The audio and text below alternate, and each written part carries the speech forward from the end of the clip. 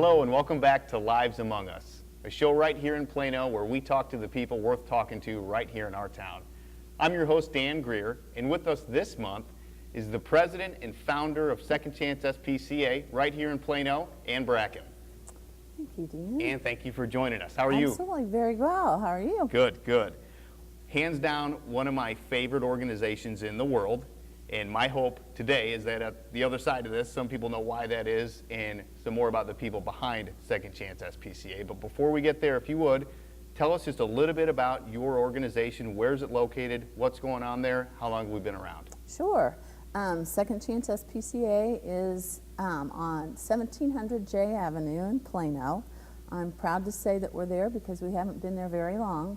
We have been around for 7.5 years, and that whole time we've been in Plano, but we just moved to this new location, as you know, and that's going to be our permanent home. It's located on 1/2 acre, and we have some space that we can grow into, and we're really excited about that. But what's going on there right now is we've kind of settled in, and we're busy rescuing and fulfilling our mission, which is pulling animals from city shelters and getting them available for adoption. And that's unique about Second Chance SPCA. I mean, what you do more than anything else is rescue from municipal shelters where, unless they're in a facility like yours, animals, dogs, and cats can be put down. Correct. But they can get to a facility like Second Chance SPCA, and they're there until they're adopted. That is true. You know, I get asked a lot, well, why are you called Second Chance? And that really goes back to the beginnings. And the reason we picked that name is our whole mission is to rescue off the euthanasia list in municipal shelters. So our mission is to give those animals a second chance at life. And that's really where the name came from. And then, as you said, we're a no-kill facility, so once they're there, they're safe. If they get sick, we make them well. If they have behavioral issues, we deal with that, whatever we need to, until we can find that home that we hope is their forever home. So in a bit, I want to talk more about Second Chance, but based on the idea that I believe oftentimes organizations reflect the people who start them or run them, I want to know a little bit about the person behind Second Chance SPCA. Let's start with the fact that this is not your full-time job. No, no. So you have a life outside of this very successful nonprofit. Tell us what you do. I kind of kid and joke, and I have a very nice job and I love, but I joke about I have a job that supports my passion being the shelter. But I work for the FDIC. Okay. I've worked there for 27 years. Yeah, and I have kind of an interesting job that most people really will think is a little odd, but I work in retirement plans and working on retirement plans from failed banks. Okay. So it's not something you can really train for. It's not a job, it's a little unique, I guess. Well, and I think also unique, something I know about you, is you have at least 3 degrees that I know about. Yeah, I do. Tell us a little bit about how somebody ends up with, I think it's 1 bachelor's, 2 master's, and maybe a little flirtation with law school? Yeah, yes. Let's see. You know, I'm one of those kids or I was one of those kids that did all right in grade school, in high school, but I wasn't a shining star student. I was okay. But I think what happened to me is, and it really happened in high school, I found something I loved. And that thing that I loved was economics. And so that's what my undergraduate degree is in. And just don't ask me any questions on it. That was a long time ago. I think I've probably forgotten all of that. And in that process, I learned something else I loved, which was sociology. And that was the next degree that I got, which I got them back to back. And as far as the law school, that's kind of a funny story. I went from getting a master's in sociology, and for people who've been to graduate school, you know, they'll understand that what I'm talking about when you're treated as you're so smart and the professors are real loving and caring. And then I went to law school, and it was a little bit different story. I was newly married and my first year was tough. My second year, I did just fine, and the one thing is I'm very hard-headed, and that's sometimes good, that's sometimes not so good. But yes, I went to law school, went 2 years, and then decided to quit. It was just, I think I'd gone to school too long, and it was just too much. So I did quit, but I'm not a quitter. So I went back, talked to the dean of the school, and asked if I could come back. And she said yes, and I probably shouldn't tell this story, but it is how I got to where I did. So I went back, walked up the steps to go enroll for what would be my last year of law school, and I promptly threw up. So I thought, my subconscious is smarter than my conscious self, and that is why I never finished. Then I promptly spent 20 years working in the legal field. Okay. So, and my last degree is from here. I have a master's from UTD in information systems. Okay. So I worked with that. I was a systems analyst with the FDIC for several years. Okay. In the legal department. And for you, was education a form of self-improvement, or was it a way to amass more tools to be better in a given field or to be better in your job? Probably both, but I think more than anything, honestly, it was just I enjoyed the learning.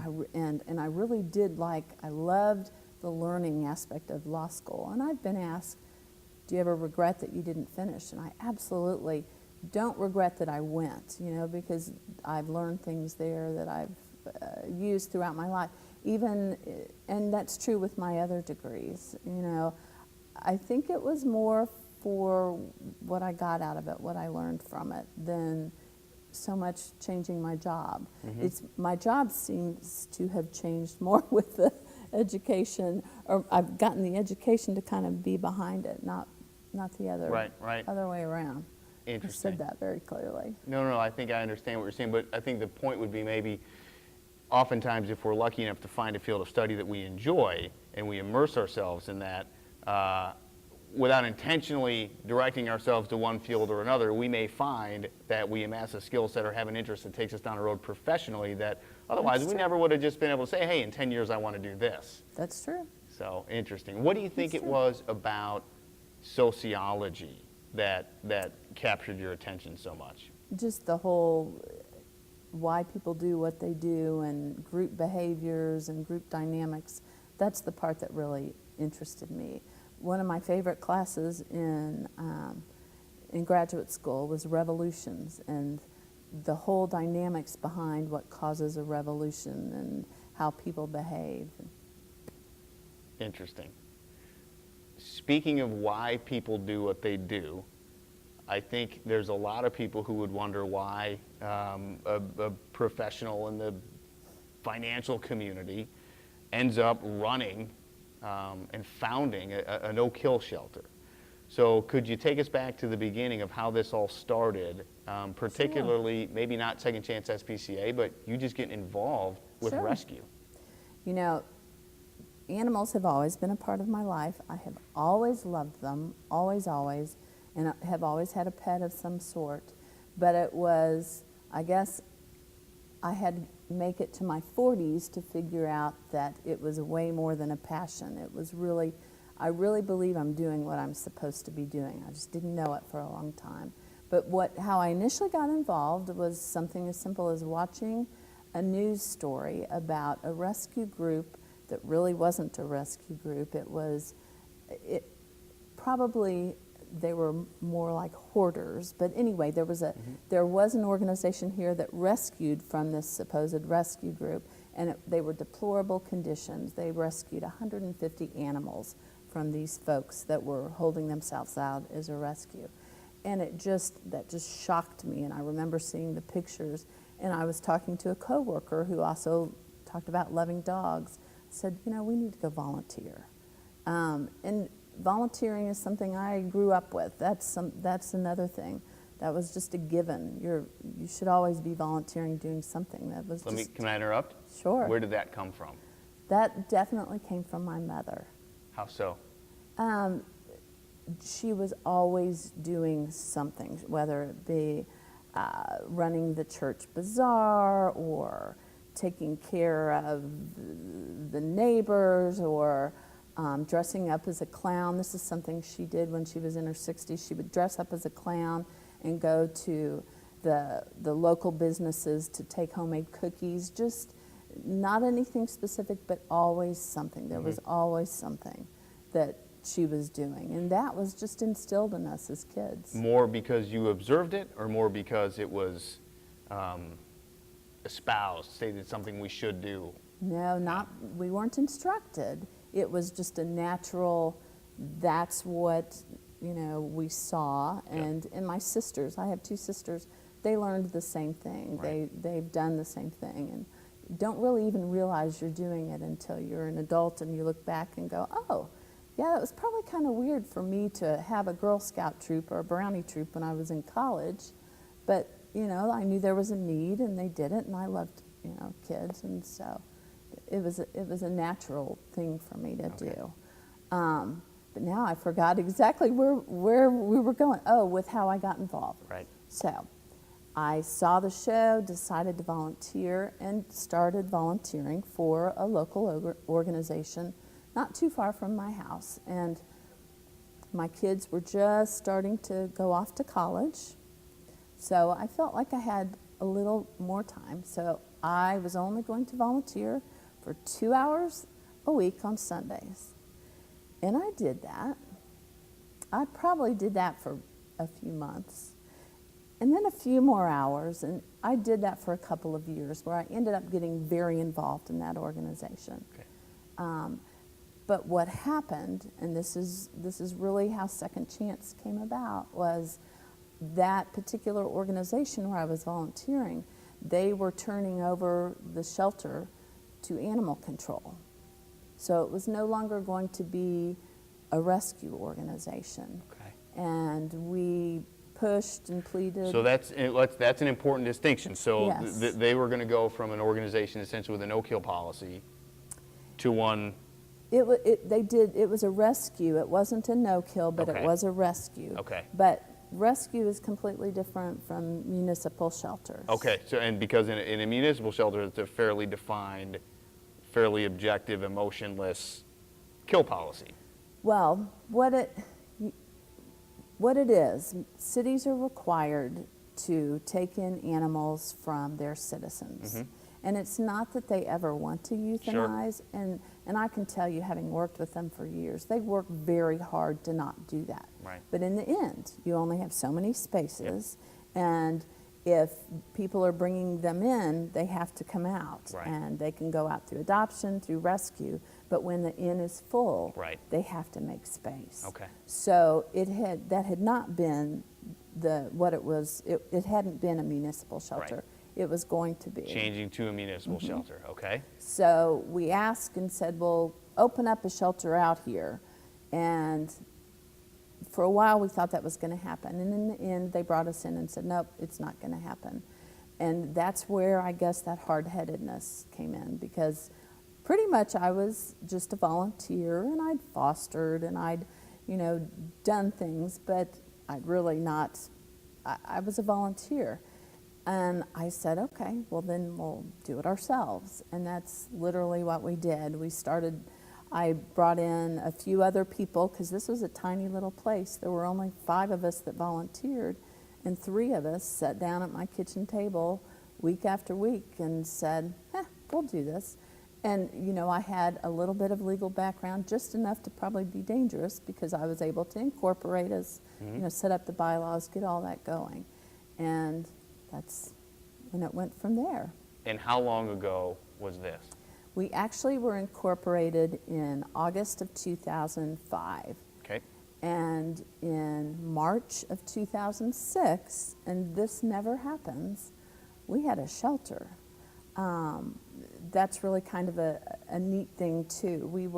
We had originally been offered space in this doggy daycare center, and it was in Plano. Well, we were in a completely different area, so we kind of just didn't even look at it. And then the gentleman who owned it came back and said, "Are you sure you don't want to look at this space?" So a few months later, we went out and said, you know, we can make this work. Right. And we renovated it and are so thankful to have ended up in Plano, because through the years, the support that we've received, you know, through donations and through adoptions, we know that it probably wasn't an accident that we ended up here. This is the place we should be, which is why we fought so hard to stay where we are when we bought that property on J Avenue. We really wanted to stay in Plano. So you keep talking about we, and something I'm fascinated by as a person is two things: leadership, good, strong leadership, and a part of good, strong leadership, being able to surround yourself with good people that you can depend on and delegate important tasks to. And so you're the leader. This is 7 years ago. There's 3 of you at your kitchen table. Now, I know how this story ends, and it's a success story. But talk to me about the passion involved, the commitment involved. You talked about hard-headedness. If anybody has tried to start their own 501c3 in the past, they know this is no easy affair. Talk to me about the people involved and the shared passion and the commitment it's taken to get you all to where you are today. You know, when we first incorporated and then started talking to people, or really even before we incorporated, we went to several shelters and we asked everyone the same question. So if you had it to do over again, would you do it? And every single person said no, that it was just so hard. And so it was discouraging. And someone asked me that question not too long ago. And my answer was different. I really don't want to do it all over again, because what you have to go through is so hard. But what keeps us going, what got us started, and I think what really gets us through the tough times are the end results. We're making a difference. Mm-hmm. But the thing that surprises me and is most humbling for me is I was one of a couple that had an idea, but that idea isn't me. That is this huge following of people. And I am constantly amazed and just humbled is the right word by the fact that all these other people really are able to see this vision and keep it going. And why do you think that is? Because if I go to Second Chance SPCA on the weekends, I see board members there, I see you there, and I see a tremendous amount of volunteers coming in and out, walking dogs, running dogs, feeding dogs, bathing dogs, petting cats. Why are these people continually coming back? Why are they involved? What is it, this vision that they're hanging on to? Because it's real and it's almost tangible, but it's rare and unique. Why is that happening at Second Chance? I think it's because we all have the same hope and desire, which is to save these animals, love them and care for them and provide for them, and then get them into forever homes. And I think, I know that we're a pretty open organization. We're not, we treat it almost, I think I mentioned this before, almost like a family, sometimes a dysfunctional family, but we're not. I can tell you that our board, for example, we're a working board. We're there, we're just as much a part of it as the person who comes in every week and walks dogs for an hour. Or it's just important to us that there's certain things that are important, like it being a no-kill, that we're not just there giving dogs or cats the basics. We try and create an environment that is similar to our homes.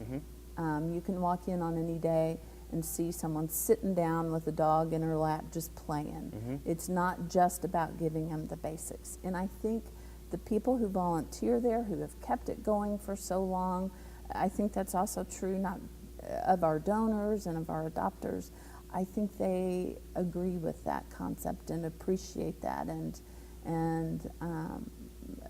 buy into it. I think that we're all there in the end, we're all there for the very same reason. We're there because we want to be, because we're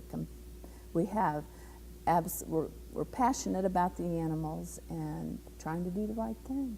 I've always been curious about, with you in particular, what makes you different from me and a lot of other people. And for me, I'm a dog person, but a lot of times the problems associated with homeless animals or abused animals, and really you can insert a lot of topics here that tug at normal people's heartstrings. There's a tremendous amount of issues in the world that some of us are sensitive to and that bother us. And for the average individual, it's not that we're heartless and we don't care, but I think the truth is we look at these problems and they seem so immense. I can't solve world hunger. I can't solve war. I can't solve any of these major things that bother me. And so the end result is I don't do anything. You face the same immense, enormous problems, but you say, but I can help this dog. We can help these 20 dogs. It's right. The story of the kid on the beach with the starfish. I can save this one. Right. What is it about you that do you think, because you're putting on battle armor to go out and one dog at a time, one cat at a time, help to fix a problem that's enormous. You know, I get so much from it. I don't even think about it in those terms. Every time I walk in there and I see the governor, a little dog we have right now, which was a mess when he came in. He was just matted so severely he couldn't see. His eyes were covered up. And he's since been groomed, and he was scared, and now he's prancing around, coming up the first to go greet you. That, I don't think of it as me doing anything for them. It's what they do for me. I mean, that just, it just makes me feel great. And I think that's true of everybody else. There's such a good feeling there. So it becomes worth it, because there are some hard things that we have to go through. Mm-hmm. And we have certainly faced some challenges, but there's just this whole group of people that are there, and when you're feeling kind of down, they pull you back up. And speaking of people that pull you back up, let's talk about your family. So you're married. I am. Husband Bob. Yes. 4 daughters. Correct. Almost a full soccer team.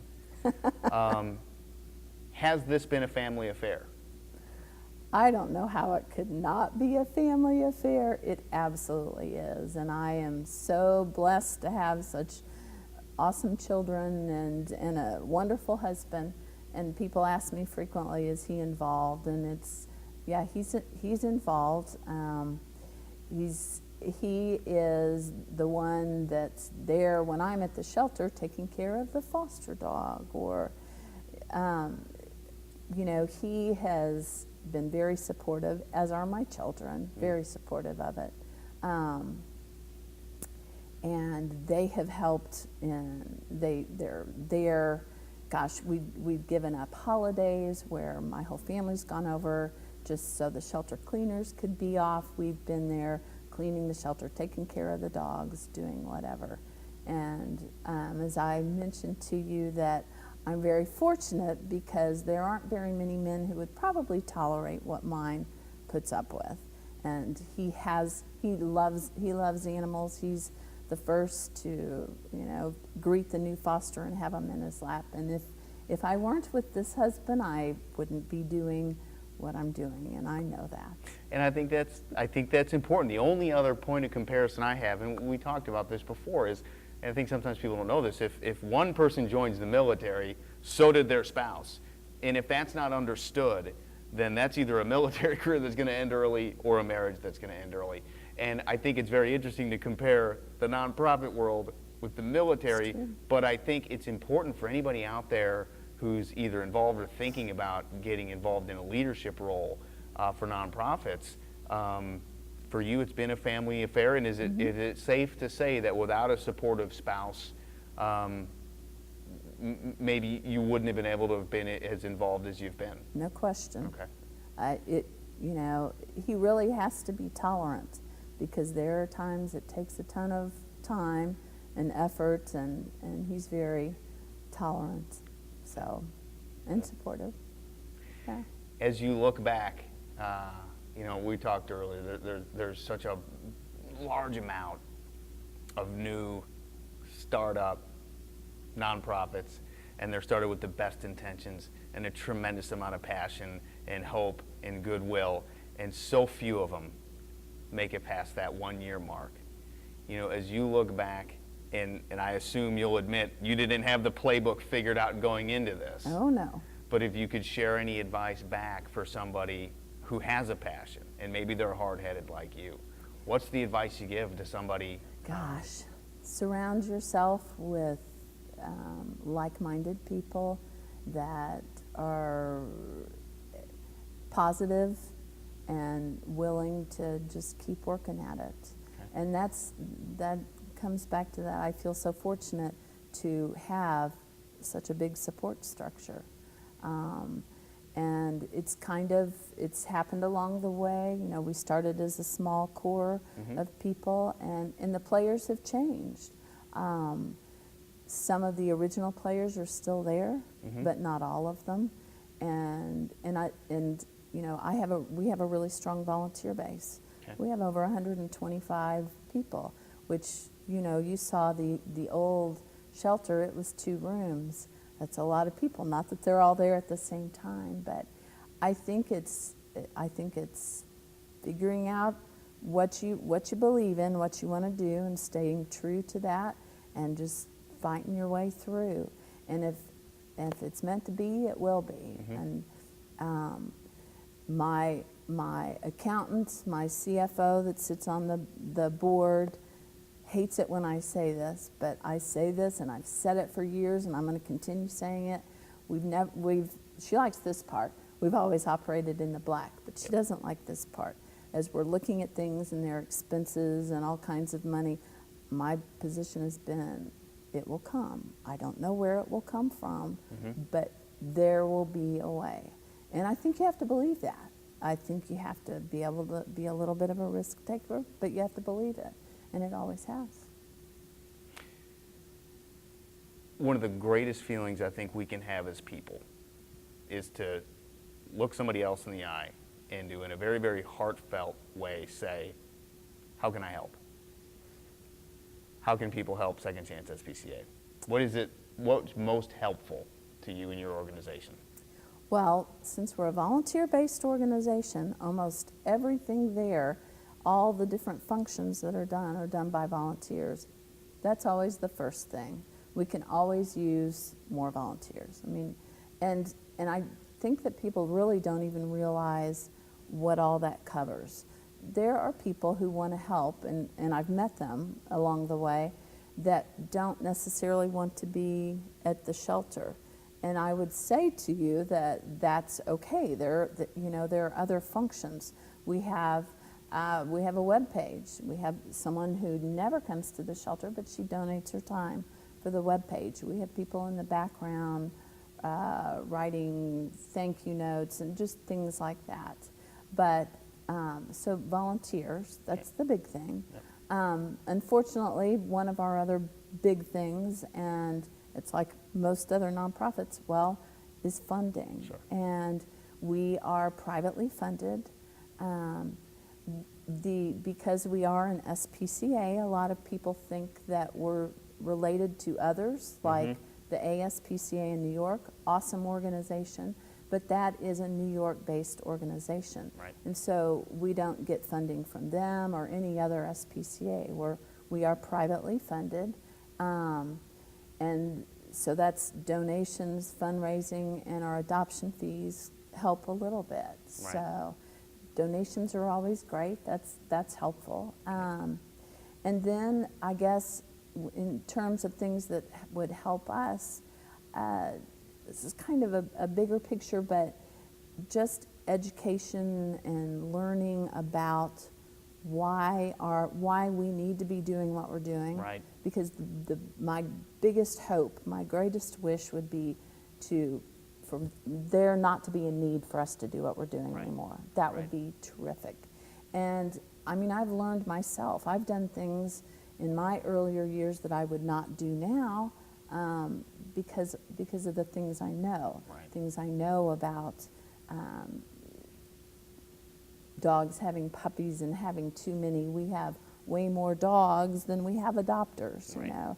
Over 200,000 adoptable animals were euthanized last year. Right. It's pretty simple supply and demand. Right. So learning about that, learning about puppy mills, Right. going to the trouble to spay or neuter your dog, Right. things like that. That helps us, or it would at least help put us out of business. Reduce and that the would need. be terrific. That's one of the greatest mission statements I've ever heard, is our mission is to be out of business. Exactly. I really want to thank you for joining us today. Before we close out, will you play Think Fast with me? This is where I'm going to ask you a question. Oh, boy. And immediately, the first answer that comes to your mind, you Sure. shout the answer out. All right. Sure. I have a couple written down for you. Okay. Question number 1, favorite place to go in Plano? Oh, gosh. First place that comes to mind, and you can't say Second Chance SPCA. Oh, that's the first place that did come to mind. Second favorite place to go in Plano? Actually, I was thinking about it on my way here. I love going to Corner Wines. Good. Corner Wines. Good. Best Christmas present you've ever received? A puppy that survived, that wasn't supposed to survive, that we were fostering. And he made it through Christmas. Best present I've ever had. Okay, this is going to start a fight at the next board meeting. Dogs or cats? Dogs. Okay. Now, people don't know this about you. You're from Missouri, so my question for you, which is worse? Winter in the Midwest or the summer in Texas? Sorry, got to go with winter in the Midwest. That's worse than the summer in the Texas. Okay, Yes. okay, you've been down here a while. Final question. If I say the word hero to you, who comes to mind? Actually, Stephanie Dean came to mind. Stephanie Hall. Operations Manager at Second Chance SPCA. Outstanding. And thank you so much for joining us Thank today. you. We wish you all the best at Second Chance SPCA. Thanks, Dan. And thank you for tuning in. Please tune in again next month. And a big thanks to our sponsors, Tetra Media and P Family Arts right here in Plano. Thanks and take care. We'll see you next month.